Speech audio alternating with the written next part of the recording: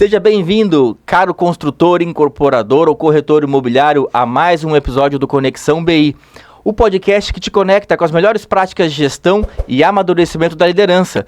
Aproveito aqui para te parabenizar, você está dedicando alguns minutos do seu tempo, paralisando a sua rotina, para investir em você mesmo, no seu conhecimento, no aperfeiçoamento do seu caráter, da sua personalidade e também do profissionalismo da sua empresa. Então, parabéns para você, que bom que você está aqui conosco. Hoje também aqui conosco temos uma pessoa muito bacana, um colega meu desde a época de escola, trabalha aqui em Balneário Camboriú há muito tempo. Guilherme, muito obrigado por estar aqui.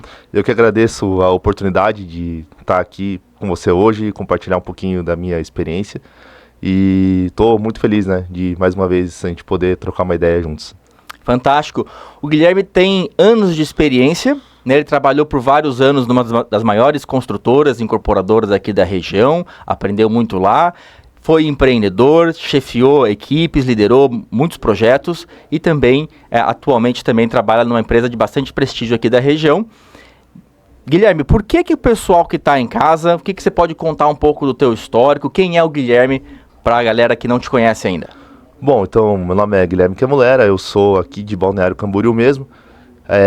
Não tecnicamente, porque a maior parte das pessoas daqui acabam não sendo exatamente daqui, mas só que eu atualmente tenho 38 anos, vou completar 38 anos agora dia 28, mas eu moro aqui, acho que há mais de 35 anos já, então eu me considero aqui de Balneário Camboriú, como a gente brinca, quando eu vim pra cá tudo era mato, literalmente.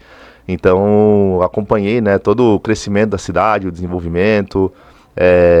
A gente que é daqui já sabia, que aqui era um local interessante, bonito, agradável, coisas que as pessoas têm descoberto recentemente. Então, a gente fica muito feliz, de ver esse reconhecimento da cidade.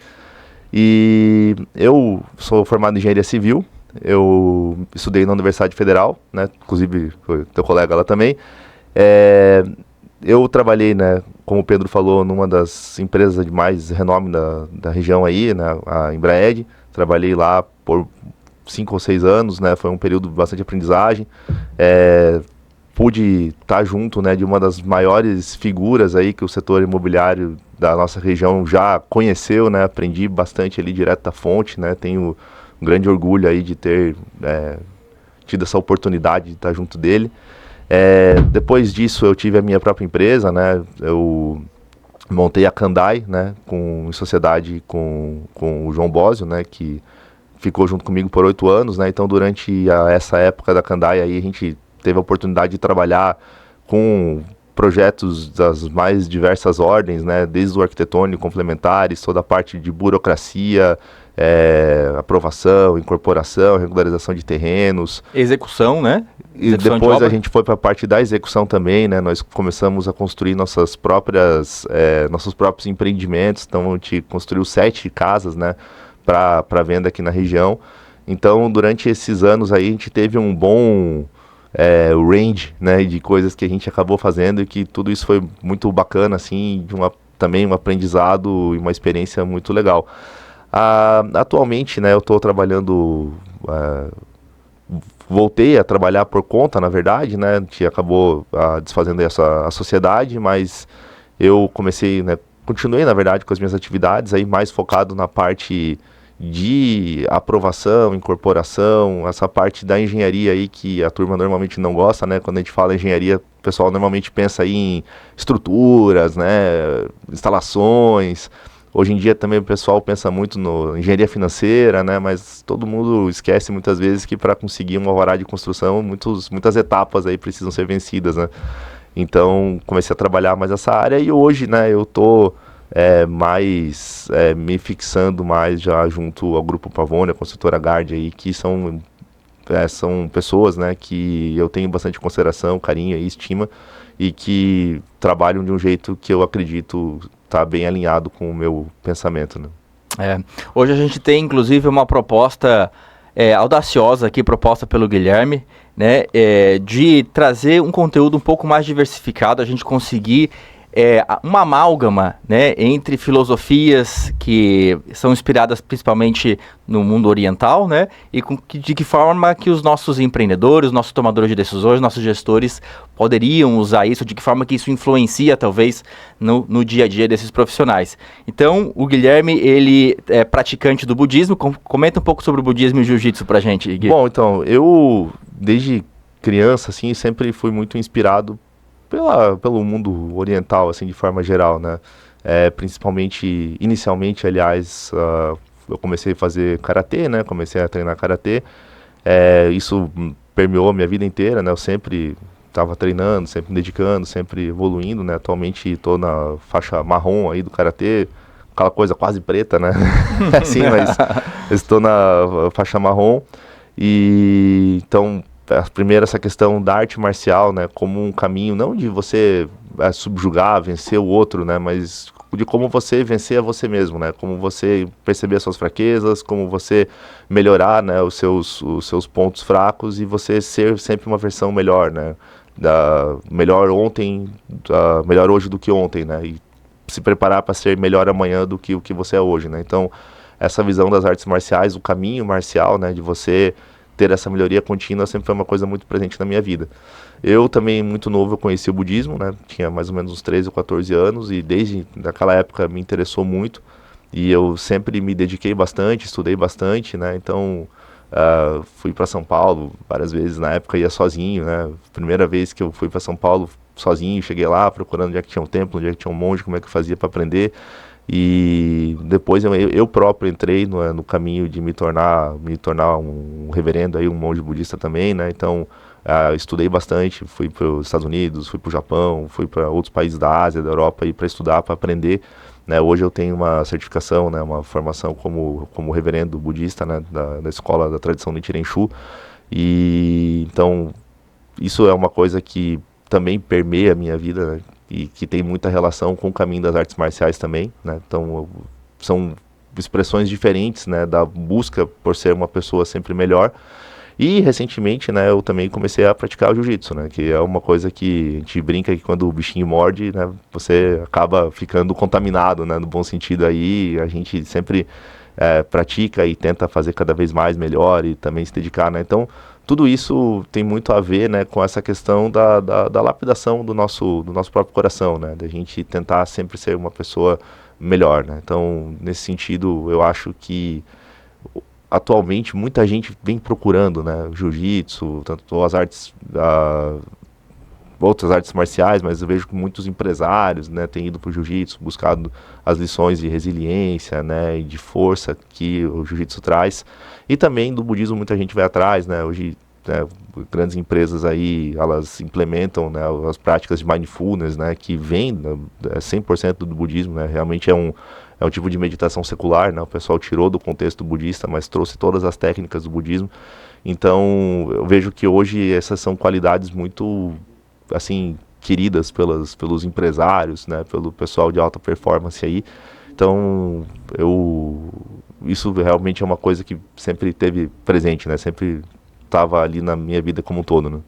Quando eu penso em amadurecimento da liderança, eu acho que talvez um dos primeiros passos é se autoliderar, né?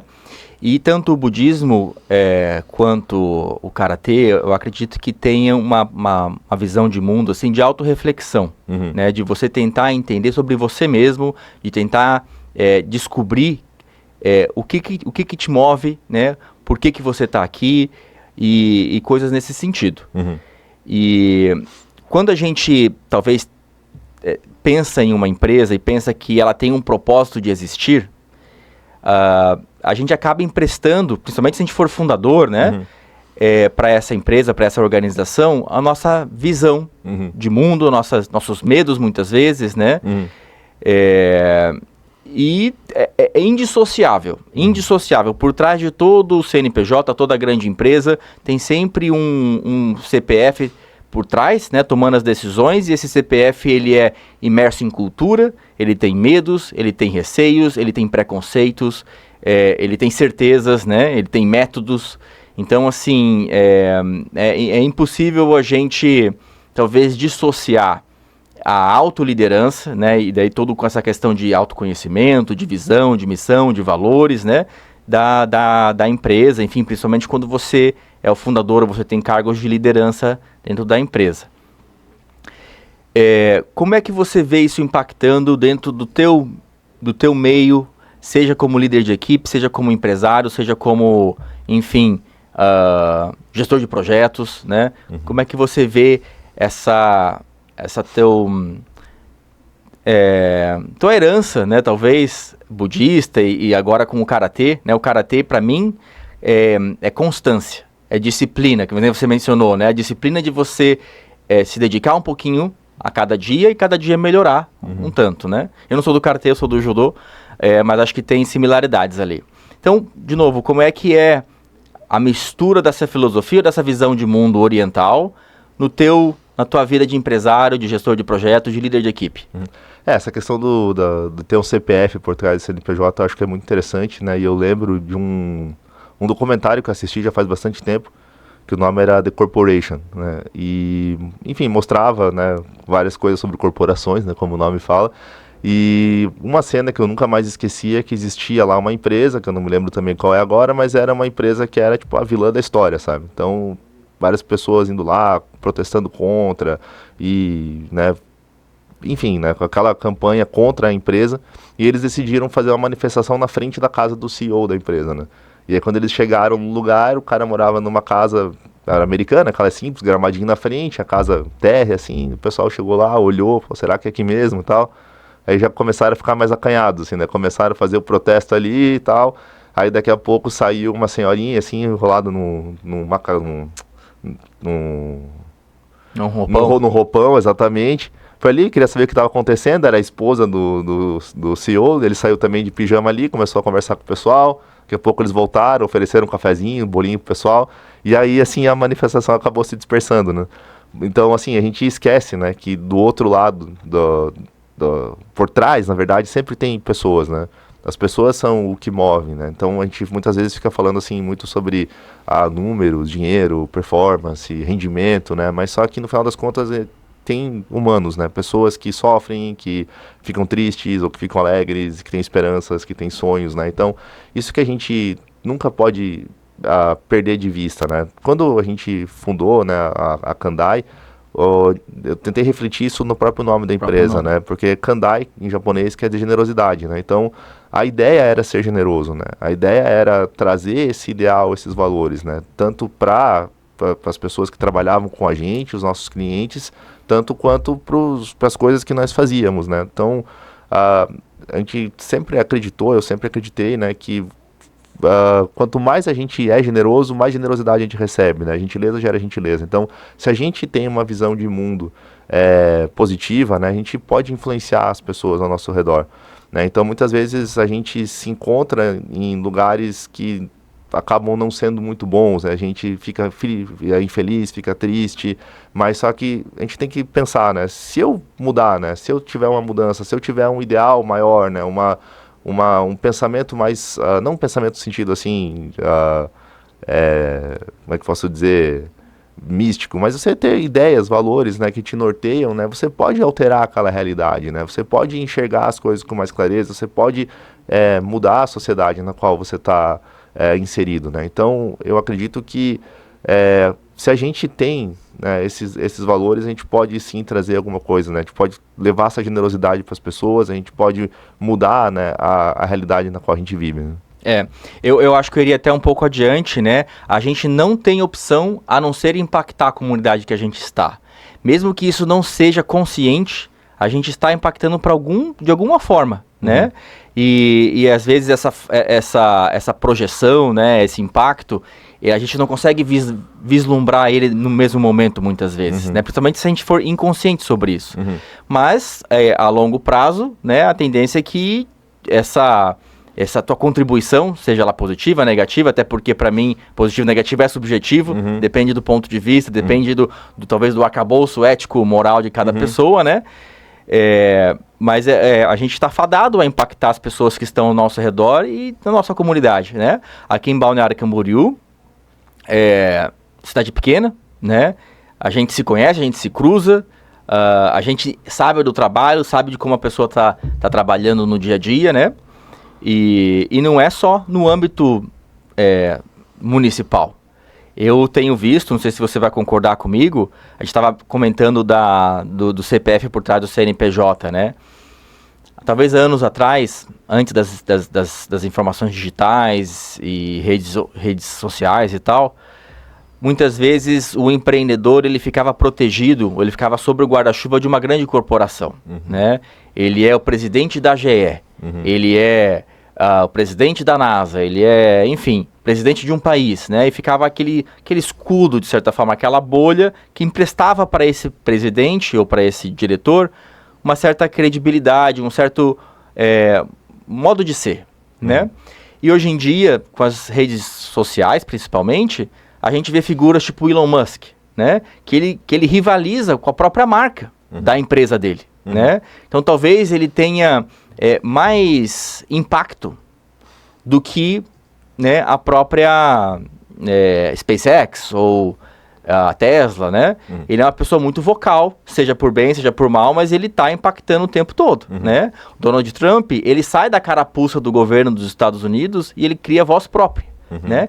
Então, talvez, fechando os pontos aqui, cada vez mais fica mais fácil de ver o CPF, né? O CPF fica passível de ser verificado, de ser julgado, né? Que antigamente tinha essa blindagem da marca, né? De uma empresa e tal. Então, se atuar nessa comunidade, nessa sociedade com um propósito, ele afeta muito a imagem pessoal, né? A imagem que os outros têm de nós, né? Mais talvez do que antigamente, porque tinha a questão da blindagem da empresa, né?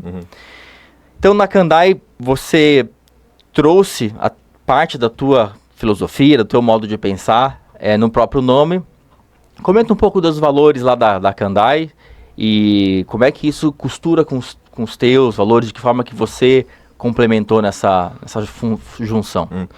Bom, a Kandai, como o nome falou, né, era generosidade, né? Mas a gente sempre tentava buscar um lado mais humano, né? Tanto do contato com os colaboradores, né? Então a gente sempre, claro, né, a gente acaba exigindo, né, deles a performance das coisas que a gente precisa que entreguem, mas sempre de uma maneira muito suave, muito tranquila, né? Criando um clima, assim, de amizade, de cooperação, né? Que isso, pra gente sempre foi uma coisa muito importante, né? Então, mais importante do que a pessoa, às vezes, fazer tudo perfeito, é a gente poder contar com ela, né? Saber que ela é uma pessoa que compartilha dos meus ideais, né? Os mesmos valores. Então, isso sempre foi uma coisa muito importante pra gente. A gente sempre tinha lá os nossos momentos de jogar videogame junto, de conversar, né? De trocar ideias. Então, sempre esse ambiente mais descontraído, né, mais amistoso, isso, né, muito importante, né, essa questão do relacionamento com as pessoas, né, com os clientes, né, a gente sempre teve muita amizade com os clientes, e, né, tratar realmente como alguém de casa, né, a gente recebia eles como se estivesse recebendo na nossa casa, então, porque de fato, né, a empresa ali acabava se tornando como uma extensão da casa, até porque a gente ficava mais tempo lá, muitas vezes, do que dentro da nossa própria residência, né. Então a ideia era sempre trazer, né, essas coisas, assim, às vezes ajudar, né, com alguma coisa social mesmo, algum patrocínio, né, a gente sempre estava procurando alguém que, na área dos esportes, por exemplo, que estivesse precisando de alguma ajuda, né, alguma alavancagem ali de alguma forma, a gente sempre estava buscando, né, então eu acho assim, claro que ganhar dinheiro é uma coisa legal, todo mundo gosta, né, é importante, mas só que se a gente tá num ambiente onde tá todo mundo ganhando, né? Tá todo mundo feliz, a gente fica feliz também. É muito difícil a gente estar feliz num lugar onde tá todo mundo triste, né? Então, se você quer a tua própria felicidade em primeiro lugar, você tem que também ajudar as outras pessoas, né? A buscar, a perseguir essa felicidade, né? A gente tem muita responsabilidade pela influência que nós temos no mundo, né? Então, se hoje, né, como eu falei, muita gente reclama do Brasil, né? O Brasil tem isso, tem aquilo e tal, mas só que de certa maneira isso reflete os valores que as pessoas têm, né? Então, fala muito do jeitinho brasileiro e tal, enfim, tem N coisas que a gente poderia falar, mas isso é somente uma extensão, né, da forma como a gente pensa. Então, se a gente reformar esses valores, se a gente mudar a forma como a gente pensa, né, as coisas que a gente coloca coloca em primeiro lugar, né, a sociedade pode mudar como um todo. Então, como você falou, né, pessoas em posição de influência, né, se elas também, né, mostrarem assim que elas querem uma sociedade melhor, que elas têm um interesse, né, mais profundo, um legado maior, né, porque muitas vezes, né, a gente fala assim, legado, mas o que seria esse legado? Seria a conta no banco, né? Não. Né? O legado é o que está ficando aqui, né? Nossa cidade, como que ela vai estar daqui 50, 100 anos, né? Que tipo de pessoa vai usufruir isso daqui, né? Então, tudo isso começa a partir desses valores que a gente tem, né? E se não tiver bom, a gente pode tentar mudar sempre, a gente pode tentar influenciar as pessoas, né? Então, a gente, na época da Kandai ali, era o que a gente tentava fazer, né? E ainda tento fazer, né? A partir do meu próprio exemplo, né? Dos meus próprios valores, como se fosse uma coisa subjetiva, né? Mas só que a gente tentar fazer com que as pessoas criem uma atmosfera mais interessante, né? Na vida delas. O nosso impacto, o nosso legado, né? Acho que a gente tem, talvez o enquadramento que a gente tem que dar, ou que eu pelo menos dou, compartilho com os colegas, compartilho contigo, é que o nosso tempo na Terra ele é muito curto, né? A gente vai ficar aqui 70, 80, 100 anos que seja, né? E depois disso, a gente vai embora, mas o que a gente construiu não vai, né? Então as pessoas que a gente tocou, as pessoas que a gente influenciou, tudo isso vai ficar, né? E perdura muitas vezes por gerações, né?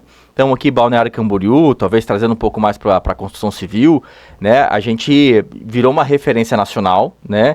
Essa referência com certeza vai durar gerações, né? E todos esses edifícios grandes, essa tecnologia que foi desenvolvida aqui, dos arranha-céus e tal, né? Esse conceito de que um imóvel não é só um lugar de morar, mas é um símbolo de status, né? Então por bem ou por mal, de novo, isso é relativo. É uma mentalidade, é um impacto, né, que vai perdurar por décadas, né? Eu estava vendo também, você trouxe o documentário que você viu ali, eu vi sobre o Rockefeller, né, aquele norte-americano na época das ferrovias e tal, né?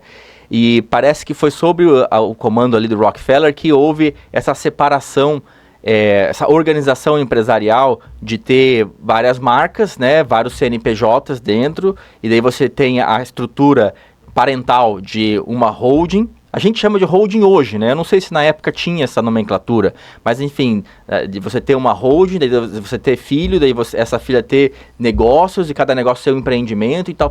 Então toda essa estrutura parece que foi o Rockefeller que montou, né? E olha o impacto que teve. Né? Hoje, até onde eu sei, todo mundo ocidental usa essa estrutura que ele montou lá, né?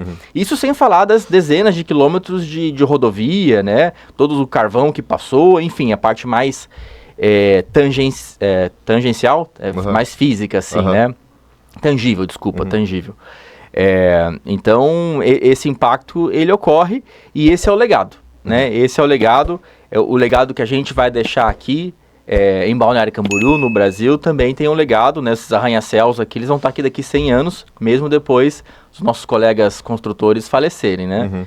Então, a gente pensar que o nosso impacto na Terra, ele perdura mais do que a nossa vida, eu acho que é um forte estímulo para a gente ter esse impacto na maneira que a gente vê como positiva. E tentar ser intencional sobre isso, né? Olha, eu quero causar esse impacto. O que eu vou fazer? De que forma que eu posso me posicionar? Como é que pode ser minha conduta para que esse impacto venha alinhado com esse meu propósito, né? Quando eu tive aula de filosofia, muita atenção foi dada na parte de viés, né? A gente não tem outra opção a não ser olhar a vida e perceber as coisas através de uma lente, né? Uma lente que, enfim, é resultado da nossa criação, da nossa cultura, etc, etc. E esse viés, ele molda como a gente percebe o mundo. E em contrapartida, como a gente percebe o mundo, molda nossos pensamentos, que vão moldar a nossa conduta de volta para esse mundo, né? Sim.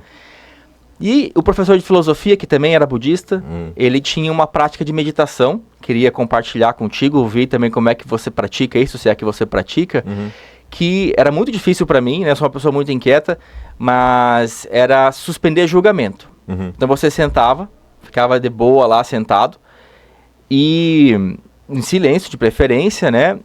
E tentava controlar a mente para se abster de julgar. O que isso significa? Então, você escuta um barulho de moto na rua. Você escutou um barulho, você já julgou que é uma moto, já julgou que estava na rua, você sabe que ela foi da direita para a esquerda, né? Então, tudo isso são peças que a nossa mente junta, né? Para tentar lidar com o desconhecido, pra gente ter familiaridade. Ah, não, isso aqui é uma moto, eu conheço, é um equipamento metálico, tal, né? Ele falava assim, não, olha, a gente faz isso o tempo todo nas nossas relações interpessoais, que a gente pressupõe coisas sobre os outros. Então, o exercício aqui é a gente tentar entender quais pressuposições são essas, né? Então, você vai ouvir um barulho, ele é um barulho. Se, em primeiro momento, antes dele ser um passarinho ou uma moto, ele é um barulho. Então, vamos prestar atenção naquilo que a coisa é, pelo que ela é. E tentar segregar aquilo que a nossa mente complementa, né? Acopla nela. Como que é a sua meditação no seu âmbito de espiritualidade, né? E de que forma que isso interfere, ou de que forma que você vê isso sendo usado dentro do seu ambiente profissional? Bom, isso que você falou tá correto, né? Realmente alinhado com o que a gente acredita no budismo. E assim, tem uma frase de um mestre budista chamado Dogen, que ele falava assim, né? Que os olhos estão na horizontal e o nariz está na vertical, né? Então, o que isso quer dizer, né? É que é isso mesmo, o nariz está na vertical, os olhos na horizontal. Então, às vezes você olha para uma pessoa e você pensa, pô, que olho feio, esse cara tem um olho muito feio. Ah, o olho do cara é verde, o olho do cara é castanho. Ah, o nariz do cara é assim, é assado. Não, é bonito, é feio. Mas a verdade, não. É só que os olhos estão na horizontal e o nariz está na vertical. Né? Então é a gente tirar essas lentes da nossa frente, né? A gente tentar enxergar as coisas pelo que elas são, não pelo que a gente gostaria que elas fossem, né? Ou que a gente acha que elas são. Então isso é bastante difícil, né? Porque a gente fala que existe um tipo de ignorância que todo mundo tem, né? Que é uma ignorância fundamental que já distorce toda a realidade, né? Como se fosse já um erro de processamento, já no início das coisas, sabe? Então, isso faz com que a gente, igual você falou, vá acoplando significados nas coisas para reforçar, no fim das contas, a nossa identidade, né? O nosso ego, o nosso eu, né? E esse ego, ele quer ser separado das coisas, ele quer ser independente das coisas, né? Então, se olha no espelho e se fala, esse sou eu, né? Só que, na verdade, né, isso é uma ilusão que a gente cria, né, como se fosse uma tentativa de autopreservação, né? Então tem até alguns ramos da psicologia evolucionista que eles falam isso, né? A gente cria essa ideia do ego para a gente perpetuar a espécie, é um mecanismo biológico, né? Então, só que na verdade nós estamos todos interconectados, né? Então, por exemplo, eu existo hoje aqui porque você me convidou, porque você tem uma audiência, porque essa audiência tem interesse nesse assunto e porque eles aprenderam isso com alguém. Então, na verdade, a gente está nessa cadeia, nessa rede gigante de pessoas, de conexões, de situações, né? Nós não existimos por conta própria. A gente fala assim, por exemplo, H2O, né? Hidrogênio e oxigênio. Se você pegar e separar eles, né? São só as moléculas, né, puras. Mas a água existe só quando elas estão ligadas, né? Daí a gente identifica, isso é água, né? Então, da mesma forma, a gente só existe como a gente pensa que existe por causa de todas essas conexões que nós temos, né? Então, isso é uma coisa que é muito importante a gente saber, né? Essa interconexão com todas as coisas, e aí, né, conecta também com aquela questão de antes, né? Do legado que a gente deixa, de como a gente altera a sociedade, né? Como a gente influencia as coisas ao nosso redor, né?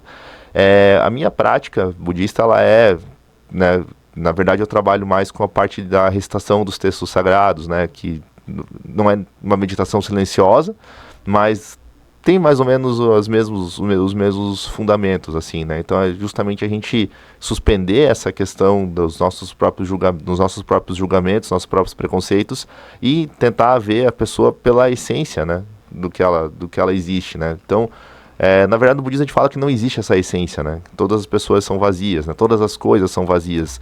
Então, não existe nada bonito. Você olha uma coisa, isso aqui é bonito, mas onde é que está o bonito naquela pessoa, né? Será que o bonito está dentro da cabeça, está no ouvido, né? Onde é que está essa essência de bonito? Na verdade, a gente olha e acha, né?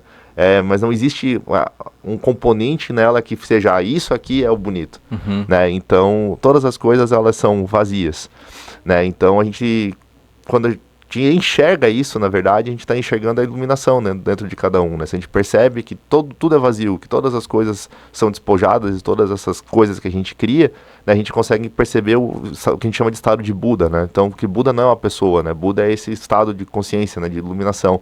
Então a gente percebe que todo mundo tem essa iluminação dentro de si, e aí a gente pode começar a trabalhar com uma interação de mais respeito, de mais dignidade, saber que aquela pessoa ali, por mais que você goste dela ou não, você admire ela ou não, né, ela também tem dignidade, ela também tem direito à felicidade, ela também tem direito a viver a vida dela, né? Então isso cria assim uma sensação, né, de mais empatia e compaixão pelos outros, né? Então eu acho que isso é o mais importante, né, para a gente transportar para nossa vida de trabalho, né, de negócios e tudo mais, né? Saber que as pessoas, elas têm dignidade, elas têm valor, e que a gente precisa localizar, né, enxergar isso dentro delas, né? Então, muitas vezes, como a gente está falando, fala assim, em números, né? Tipo, esse prédio aqui tem tanto de VGV, o lucro vai ser tanto, o retorno vai ser tanto, né? O VPL do prédio é tanto, mas só que são pessoas que vão morar lá no final das contas, né? Então é a cidade que vai usufruir daquilo ali, né? Então o que a gente está fazendo, né? Será que a gente está deixando um ambiente legal? Será que a gente está proporcionando uma coisa que as pessoas vão lá para serem felizes lá dentro, né? Porque antes de ser tudo isso aí é uma casa, né? Por mais que seja um apartamento de frente para o mar, lá no último andar do prédio mais alto, mas é uma casa, né? Pessoas vão morar lá, pessoas vão construir a vida delas lá dentro, né? Vão ter filhos, vão adoecer, vão eventualmente morrer, né? Então é isso que a gente está deixando no final das contas, casas para as pessoas, né? Para as pessoas viverem e serem felizes lá dentro. Então eu acho que a gente precisa ir além, né, dessa questão simplesmente dos números, né, e passar a enxergar essa natureza iluminada, divina, digamos assim, dentro de cada um, né? Sim. O meu professor, ele tinha uma frase que no começo do curso era assim, ó, seeing through the one. Então, vendo ou enxergando através do indivíduo, né? Que eu acho que vem essa busca dessa aura que você está trazendo, né? E a ausência da minha projeção sobre a minha observação em você, né? E daí, ele acabou o curso falando com a seguinte frase, né? Seeing through they one. Então, ele trocou a palavra the, que é o indivíduo, por they, que é eles, né? Então ele estava falando algo no sentido, vendo o indivíduo através do coletivo, que tem a ver com essa rede que você trouxe, né? Ou seja, a gente é produto da rede, né? A gente é produto, a gente, ao mesmo tempo que a gente contribui para a rede, a gente é produto da rede também, e a gente está submerso na cultura e a gente vai respirar e inspirar essa cultura, né? Esse conjunto de valores, ou esse imaginário coletivo e tal. Sim. Quer apontar? Não, e nós somos responsáveis por esse conjunto de valores, né? Então a gente, claro, nós somos o que ensinaram a gente a ser, né? Então, mas a gente pode mudar isso, sabe? Se, né, a gente tem a oportunidade de deixar um legado legal, de fazer uma coisa bacana, a gente pode fazer, a gente pode tentar quebrar com esse ciclo, né? Sim. Que no final das contas, assim, por que a pessoa quer ganhar dinheiro, por exemplo? Qual que é o objetivo? Será que é o dinheiro pelo dinheiro? Né? Será que é a ganância? Será que é o status, né? Isso que a gente tem que viver, né? E quais são os caminhos que fazem a gente chegar até lá, né? Então, será que é um caminho que envolve a exploração, que envolve meios ilícitos ou não, né? Então, assim, eu acho que a gente precisa sempre estar trabalhando justamente porque a gente tem essa questão do ego, né? O eu, né? Então, se a gente enfraquece esse eu, né? Se a gente começa a enxergar essa cadeia, né, de todos os indivíduos, a gente percebe que você é importante, mas você não é tão importante, ou você não é mais importante que os outros, né? Então, será que você precisa tanto assim? Né? Será que não tem como a gente distribuir as coisas de uma maneira melhor, né? Será que não tem como a gente deixar alguma coisa mais legal para a sociedade de forma como um todo, né? Sim. Eu acho que outro ponto legal que você está trazendo aqui, várias vezes na sua fala, talvez do protagonismo do indivíduo, né? O indivíduo é responsável. Muitas vezes, e eu também caio nessa, a gente fala assim, o governo deveria fazer alguma coisa, né? A mão de obra não é especializada, não é qualificada, o governo deveria fazer uma coisa, a escola pública é muito ruim, né? E tipo assim, beleza, agora a culpa é da escola pública, claro, né? Não sou eu que tenho que fazer alguma coisa, é ele. Ele quem? O governo, o presidente, o prefeito, seja lá quem for, né? Vamos dizer assim, atribuo a outra pessoa e daí eu me sinto bem comigo mesmo. Claro, não sou eu que estou falhando, né? Mas a gente é responsável, né? O professor é responsável, o engenheiro é responsável, também pela educação, também pelas diversas culturas, né? Diversos elementos que compõem a nossa sociedade, né? E daí, talvez para o empreendedor, né? Que na prática, e talvez mais imediato, beleza, a mão de obra não é qualificada. E daí? Né? Vou ficar para sempre reclamando com o presidente? Ou eu vou fazer um treinamento, ensinar a fazer regra de 3? Ah, mas a regra de 3 não é minha função ensinar, é função da escola. Cara, tá bom. Você pode até ter razão, mas e aí? Você precisa, o teu negócio precisa que o teu colaborador faça a regra de 3? Precisa. Ele sabe fazer? Não. Né? Então você vai treinar ele, você vai fazer uma IA, vai comprar uma IA que vai fazer, né? Que você vai exportar para a Índia porque os indianos não sabem fazer regra de 3. Então, enfim, o empreendedor ele tem que ser responsável por essa solução, né? E não é culpar o presidente, não é culpar o Paulo Freire lá, que volta e meia eu escuto também, né? O Paulo Freire pode ser até que ele seja culpado, mas a gente vai ter que lidar agora com o cenário como ele tá. E o cenário como ele tá o colaborador não tá conseguindo fazer regra de 3 e eu preciso que a regra de 3 seja feita, né? Então a gente assumir essa responsabilidade. A responsabilidade é poder, né? Porque aquilo que nós somos responsáveis, a gente tem poder de mudança. Aquilo que é do presidente, quem vai ter responsabilidade de mudança é o presidente. Sim. E daí eu não posso influenciar muito ele. Sim. Mas sobre nós, a gente é responsável. Sim. Principalmente as pessoas que estão em situação de influência, né? Então quem tem essa condição, né? Eu acho que isso também tem muito, por exemplo, na cultura chinesa, que é muito, né, influenciada pelo budismo também, mas eles têm um pensamento bem característico deles. Eles acreditavam que eles acreditam, né, que as pessoas que nascem em situações mais privilegiadas de, enfim, material, financeira, né, têm como obrigação, né, ajudar os outros, né. Então eles têm essa questão de ajuda muito, né. Então a empresa ajudar, né, as pessoas se ajudarem. Então isso é uma coisa muito bacana, né. A gente tem essa obrigação, né, de retribuir, de ajudar, né, porque assim, se hoje sabe aquela história, né? Pra alguém tocar o piano, outra pessoa teve que carregar, né? Sim. Então, assim, todo mundo tem o seu valor, né? Então, se hoje eu tô numa situação confortável, né? Tiveram várias outras pessoas que me ajudaram a chegar até ali, né? Então, a gente nunca esquecer disso, né? Não tratar os outros como se fossem somente números, né? Porque eles não são, né? São seres humanos com... Enfim, tudo que a gente já falou antes. Se eu não me engano, é Immanuel Kant que fala, né, no categórico imperativo, não tratar os outros como um meio, mas um fim em si mesmos, né? Exatamente. Ou seja, claro que o professor tem uma função de ser professor e ele vai exercer, talvez, um meio para o aluno aprender, né? Mas tratá-lo como um fim em si mesmo é talvez mais digno, mais respeitoso do que tratar ele como um meio, né? Como se não fosse uma ferramenta para você, né? Exatamente. Outro ponto que eu queria trazer aqui para você, que também eu falo sempre com os meus colegas, incorporadores e tal, você mencionou rapidamente ali, né?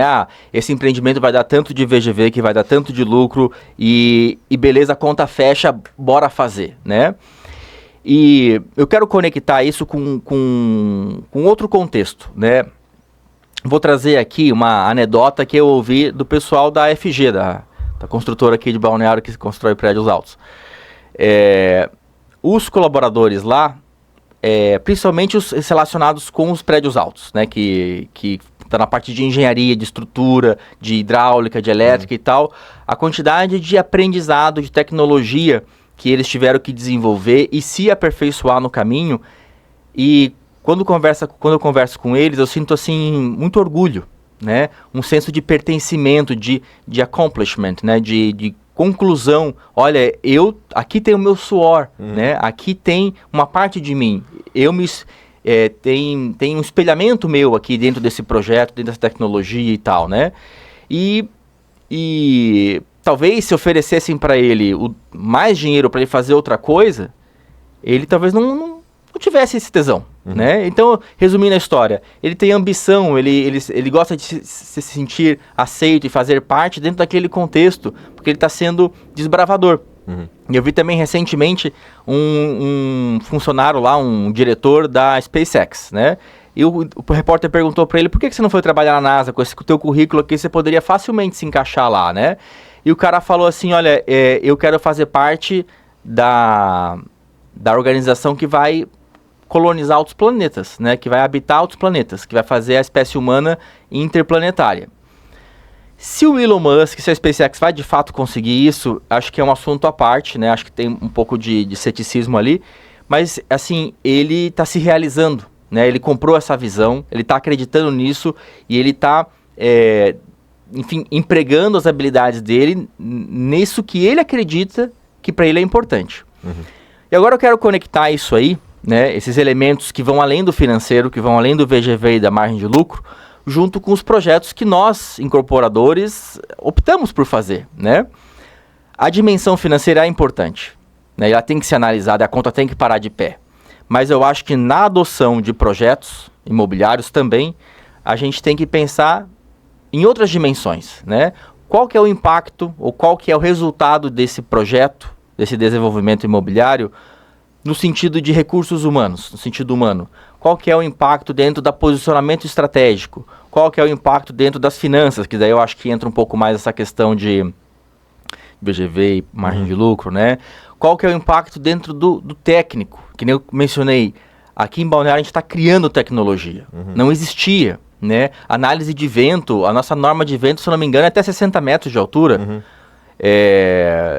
E agora já não é mais, né? Agora você tem metodologias que transcendem os 60 metros. Então qual que é o impacto? O que eu, empreendedor, tomador de decisão, quero alcançar? Quero que esse projeto seja veículo, né? Mas que transcende margem de lucro e o VGV, aquele negócio todo. Então, os colegas tomadores de decisões, eu acho que na planilha de VGV deles, na planilha de cálculo, deveria constar também as dimensões técnicas, humanas, financeiras, obviamente, estratégicas, né, do posicionamento estratégico e assim por diante. Como é que você vê o uso dessas várias dimensões no nosso setor aqui enfim, imobiliário aqui? Você já presenciou algum empreendedor que pondera outros elementos além do VGV? Qual que é o peso que esses outros elementos levam? Sim, eu já presenciei isso, né, algumas vezes, né, inclusive, como eu falei, na época que eu trabalhava na Embred, tive a honra, né, de poder trabalhar com o Rogério Rosa lá, e ele era uma pessoa que levava isso muito em consideração, sabe? Então lá, naquela época, eu realmente tinha uma afinidade muito grande, assim, com os valores da empresa, né, e o que eu acreditava, né.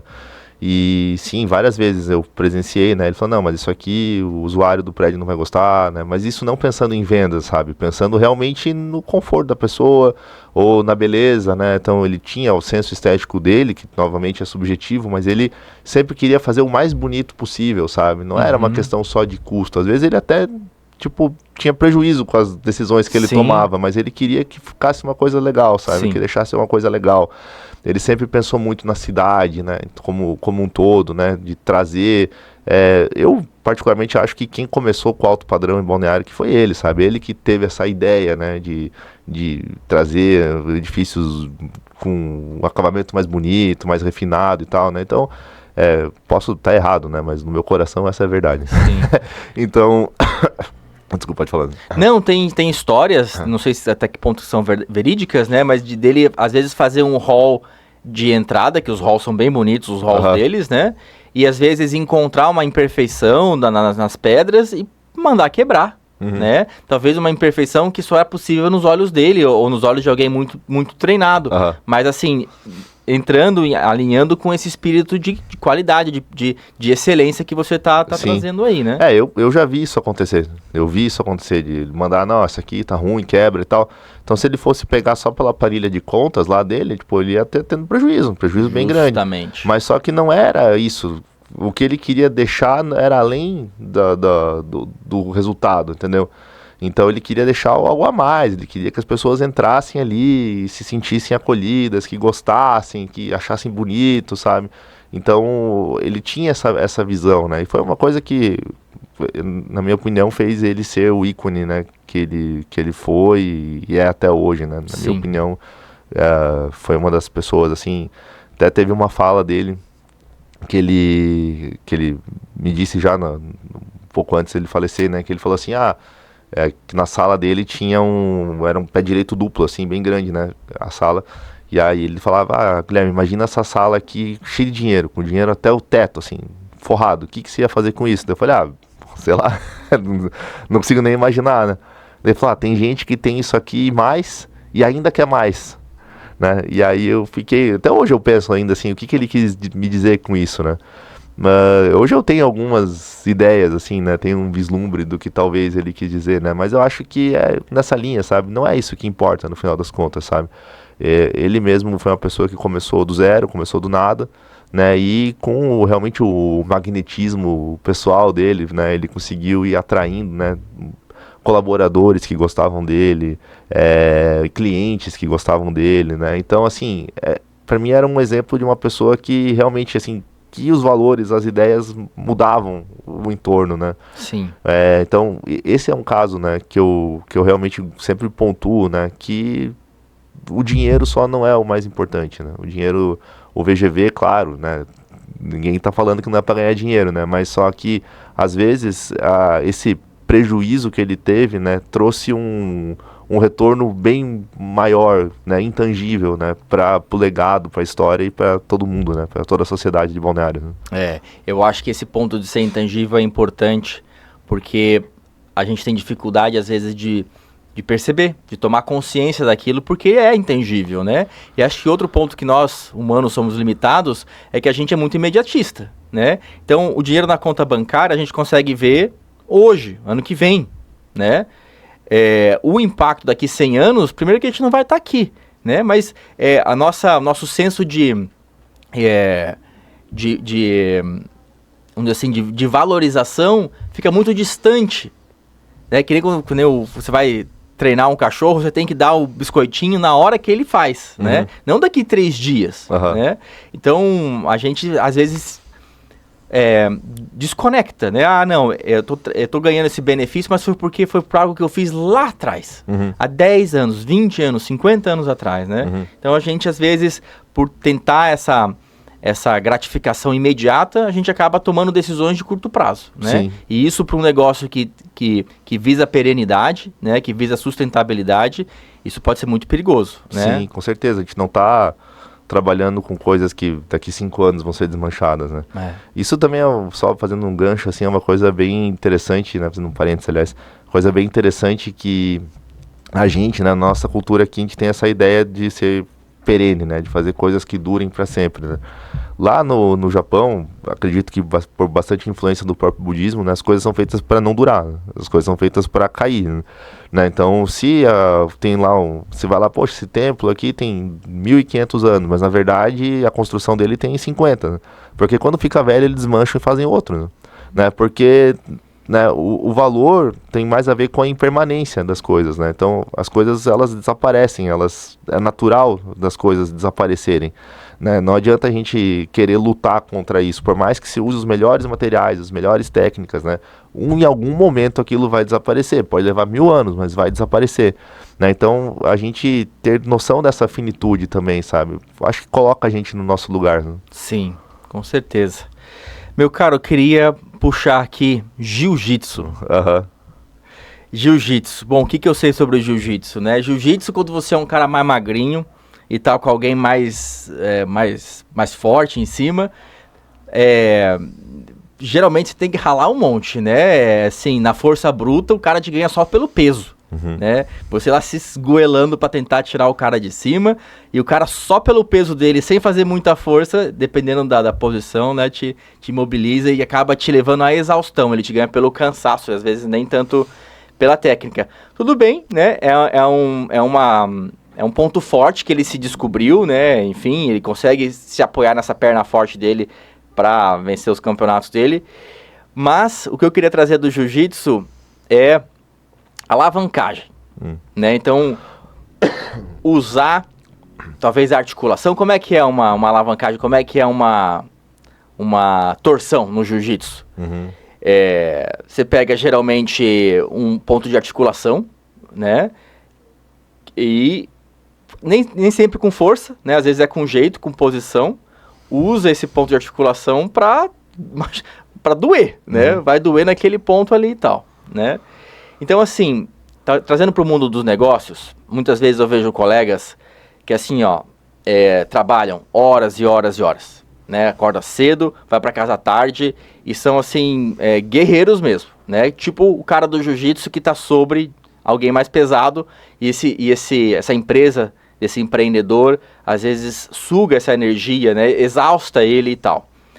E ele acaba não percebendo, né, as alavancas. Acaba não percebendo, não interpretando, não vislumbrando que tem pontos chaves que com muito menos força, com muito menos esforço, ele poderia, às vezes, virar o jogo do negócio dele, né? Tem alguma passagem que você lembra, que você pensou assim, pô, isso aqui é o pulo do gato, né? Vou implementar isso aqui, ou vou sugerir para esse meu colega, para esse meu, enfim, presidente, diretor, engenheiro, usar essa articulação do negócio, né? Para que ele não precise remar pra caramba para chegar, às vezes, num lugar, né? Sendo que tem ali, talvez, um bom posicionamento, um bom encaixe, que já clica lá, que já vira o negócio dele. Sim. Lembra de alguma passagem assim? Bom, eu acho assim, o jiu-jitsu, assim como o budismo também, né? Na verdade, até se você voltar na história, eles têm uma origem comum, né? Então, dizem que na época, lá na Índia, os monges, eles eram mendigos, na verdade, né? Eles andavam e para se defender dos assaltos que eles sofriam, de violências, eles desenvolveram técnicas de luta. Como eles não podiam atacar, eles desenvolveram técnicas de projeção, de mobilização, né, para autodefesa. Sim. Isso aí, né, foi se desdobrando por milênios até chegar no Brasil, conhecer a família Gracie, etc. Então, isso aí é história, né? Então, eu acho que é também um treinamento, né?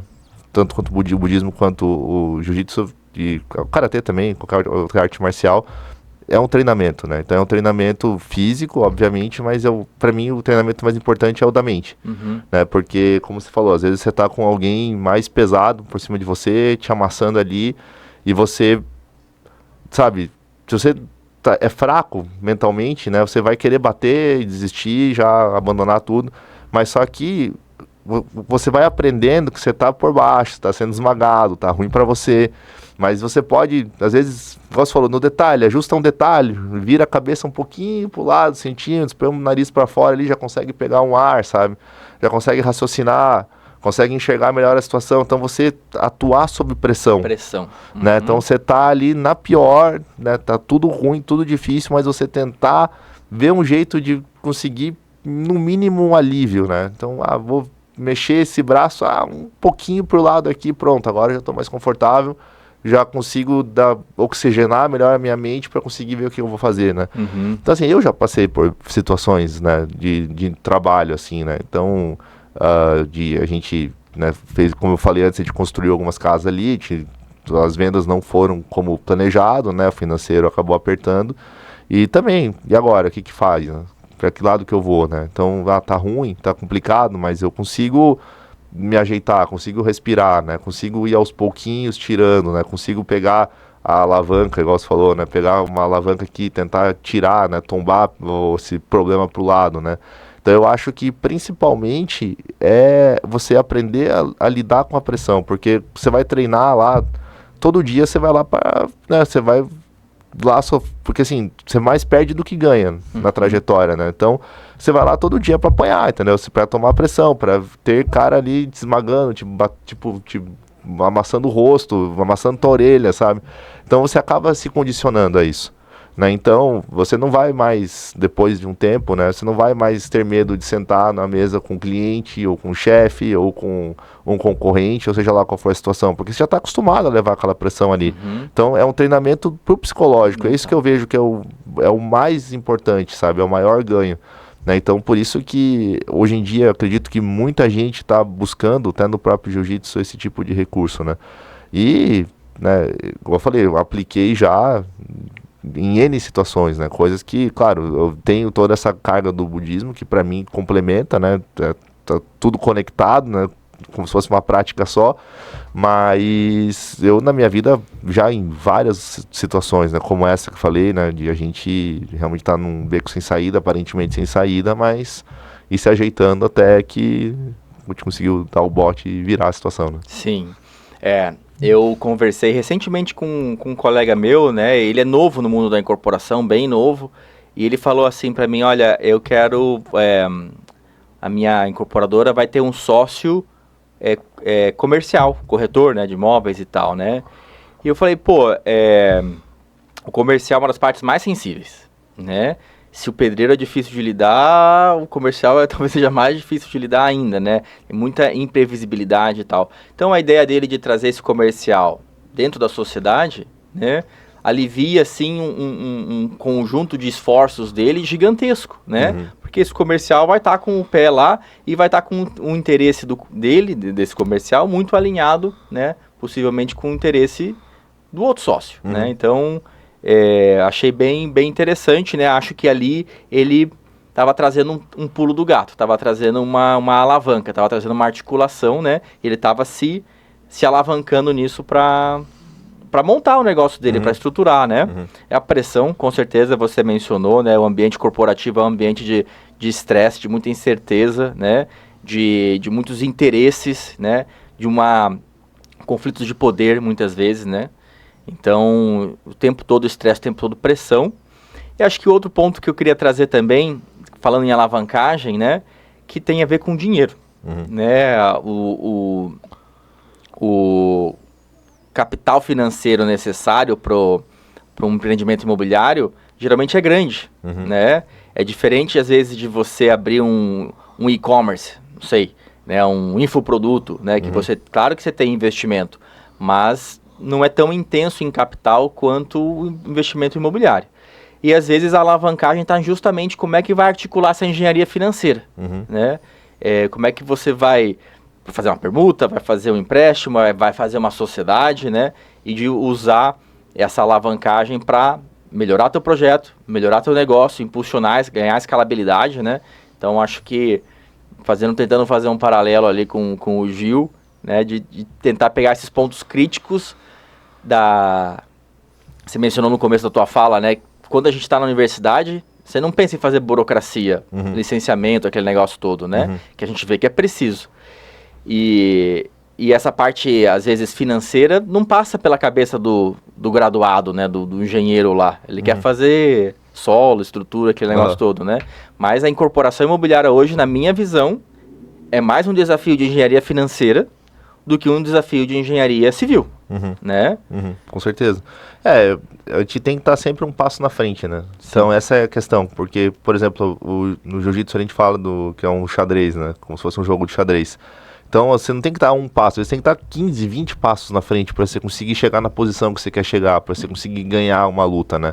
Então se você vai entrar num empreendimento e você não tem todas essas posições ali, você não tem nenhum tipo de plano de contingência, você não entende do negócio, né, a chance de você não conseguir é muito grande, né? Então, assim, tem toda a parte da alavancagem financeira, mas às vezes o cara até tem a grana.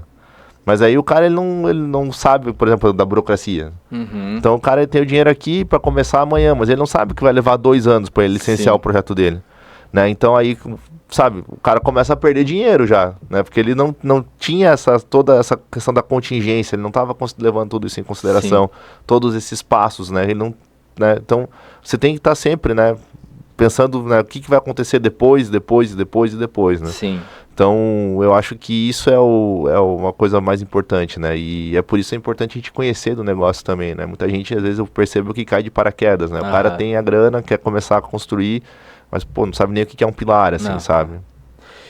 Eu falo, às vezes, para os colegas, talvez a terminologia mais técnica, né? Cronograma. Cronograma, você vai forçar a tua cabeça a pensar daqui 1 ano, daqui 2, daqui 3, daqui 4, né? Então, o cronograma ajuda muito. E mapeamento de risco, que eu acho que tem a ver com essa contingência.